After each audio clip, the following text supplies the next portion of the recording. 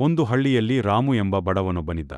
ಅವನ ಜೀವನ ತುಂಬ ಕಷ್ಟದಿಂದ ಕೂಡಿದ್ದು, ದಿನಗೂಲಿ ಕೆಲಸ ಮಾಡುತ್ತಾ ಕುಟುಂಬವನ್ನು ಸಾಕುತ್ತಿದ್ದ. ಊಟಕ್ಕೂ ಸಾಲದ ಹಣವನ್ನೇ ಬಳಸುತ್ತಿದ್ದನು. ಅವನ ಹೆಂಡತಿ ಲಕ್ಷ್ಮಿ ಸಹನಶೀಲ ಮತ್ತು ನಂಬಿಕೆಯಿಂದ ಕೂಡಿದ್ದಳು. ಒಂದು ದಿನ ಹಳ್ಳಿಗೆ ಶ್ರೀಮಂತವನೊಬ್ಬ ಬಂದು, ರೈತರ ಭೂಮಿಯನ್ನು ಖರೀದಿಸಲು ಪ್ರಯತ್ನಿಸಿದ. ರಾಮು ತನ್ನ ಚಿಕ್ಕ ಜಮೀನನ್ನು ಮಾರಲು ನಿರಾಕರಿಸಿದ. ಅದರಿಂದ ಶ್ರೀಮಂತನಿಗೆ ಕೋಪ ಬಂದು, ಅವನ ಮೇಲೆ ತಪ್ಪು ಆರೋಪ ಹಾಕಿದ.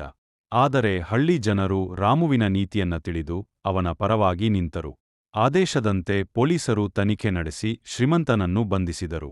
ಈ ಘಟನೆಯಿಂದ ರಾಮು ಸಮುದಾಯದಲ್ಲಿ ಗೌರವ ಪಡೆದ. ನಂತರ ಸರಕಾರದಿಂದ ಸಹಾಯವೂ ಸಿಕ್ಕಿತು.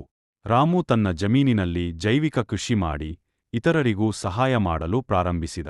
ಬಡವನಾದ ರಾಮು ತನ್ನ ಪ್ರಾಮಾಣಿಕತೆ, ನಂಬಿಕೆ ಮತ್ತು ದುಡಿಮೆ ಮೂಲಕ ಒಂದು ಮಾದರಿ ವ್ಯಕ್ತಿಯಾಗಿ ಹೊರಹೊಮ್ಮಿದನು.